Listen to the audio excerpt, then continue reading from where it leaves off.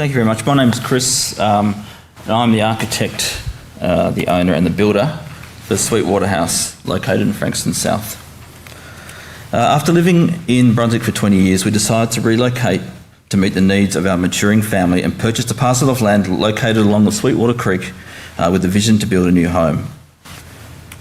The Sweetwater Creek corridor has many geological features, including the Granite Waterfall and a mature native and indigenous landscape. The area also has a fantastic collection of mid-century prototype homes that have been influential to my journey in architecture and to this project. The site is approximately 3/4 of an acre and has a northerly aspect towards the creek. It sits within the privately occupied portion of the Sweetwater corridor and is surrounded by 1 and 2 storey homes constructed mostly in the 70s and 80s. We purchased the property from a Greek family who had owned it for about 70 years as their beach getaway, and they had encouraged the community to access the property for recreation.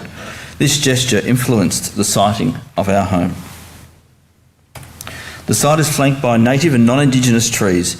In conjunction with Melbourne Water, we have undertaken and continue to do significant work to rehabilitate the creek. We've also completed a lot of work on the site, removing an old car and swathes of bamboo and other weed species. The building is orientated towards the north, which allows the sun to pour into the living areas and onto the external deck that faces the creek. The site is subject to a BMO overlay, and a BAL 29 rating was determined, which influenced the external materiality selection. It is intended the form of the home sits unobtrusively into the landscape. The pitch of the roof was defined by the average gradient of the topography, and the vertical position of the house determined by ensuring views to the creek landscape from passers-by could still be enjoyed, continuing the gesture of the previous owner.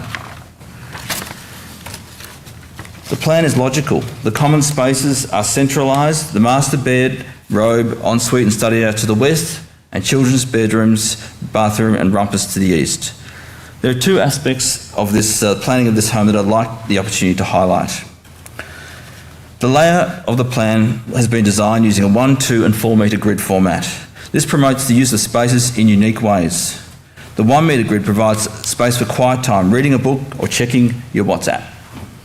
The 2 metre grid promotes conversation and, more often, a drink. And the 4 metre grid is a place to snooze, and in most cases following the occupation of the 2 metre grid. The second aspect is the capacity for multi-generational living. We have 2 teenagers, and based on current trends, we expect them to continue with us past secondary school. It is also expected that we'll become jaded and intolerant of them. So therefore, with insertion of a door in the corridor and 2 entry points at the front of the home, will hopefully provide a solution for a peaceful multi-generational living environment. Adversity inspires creativity. There's a lot to digest here. This project was conceived during COVID-19 and was subject to 4 lockdown periods. It was also subject to extraordinary financial pressure, with material costs escalating beyond precedent, not to mention the rising interest rates. However, the greatest pressure on the project was an industry-wide shortage of building materials, particularly timber framing, which became non-existent. Labour was also impossible to pin down. As we committed our move, we needed to think quick. Fortunately, I was working as a project director on the T3 project in Collingwood, which some of you may be familiar with. This provided me with a much-needed experience in mass timber and good access to the supply chain. This fundamentally changed the direction of the project. So I rolled up my sleeves and started panelising the design for CLT that I've been finessing for over 12 months. Working with the ex-LAM engineers, this quickly turned into a set of shop drawings ready for manufacture. To complement the aesthetic of the mass timber, I developed a palette of materials that were honest, contextually responsive and robust, noting the 4 greens that were selected for the joinery, referencing the native flora of the Sweetwater landscape environment.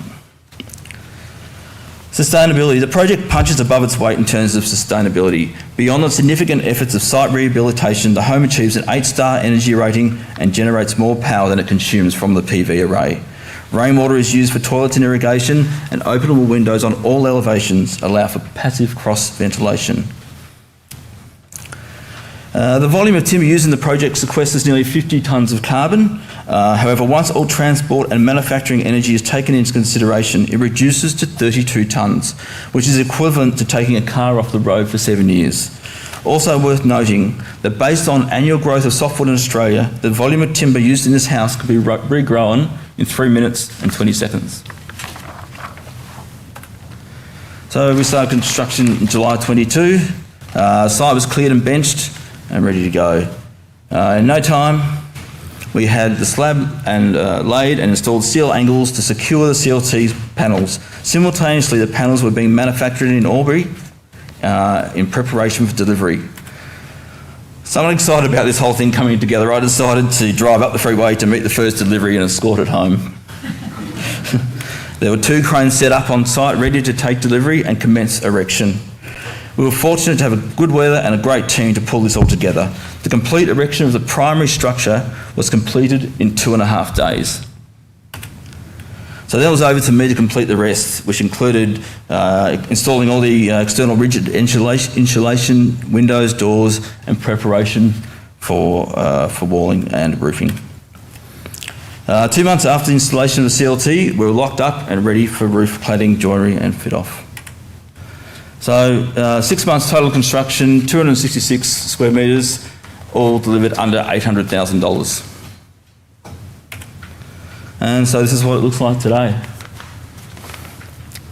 You can see there's the connection through, this is effectively taken from the street, the connection through to the through the windows on the northern and the southern sides.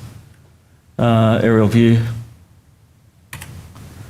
Again, looking back towards the creek. I've done a lot of work in the landscape to try and pull that back. Again, a great shot looking from the street and engaging the view through the house. Also a few remnants of the house, the old letterbox from the previous owner, and I've kept as many fruit trees from their occupation as possible. Some more shots inside, obviously the front door there on the left, which really brings you through the house and down to the creek landscape. My wife and I. This is the obviously dining and kitchen space.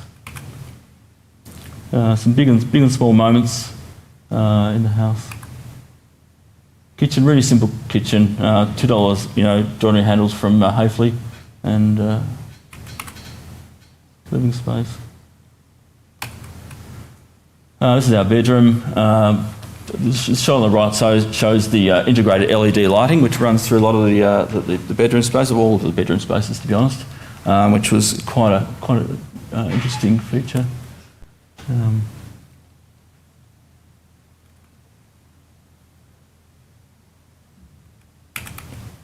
Outside of the house, this is the elevation. It looks north.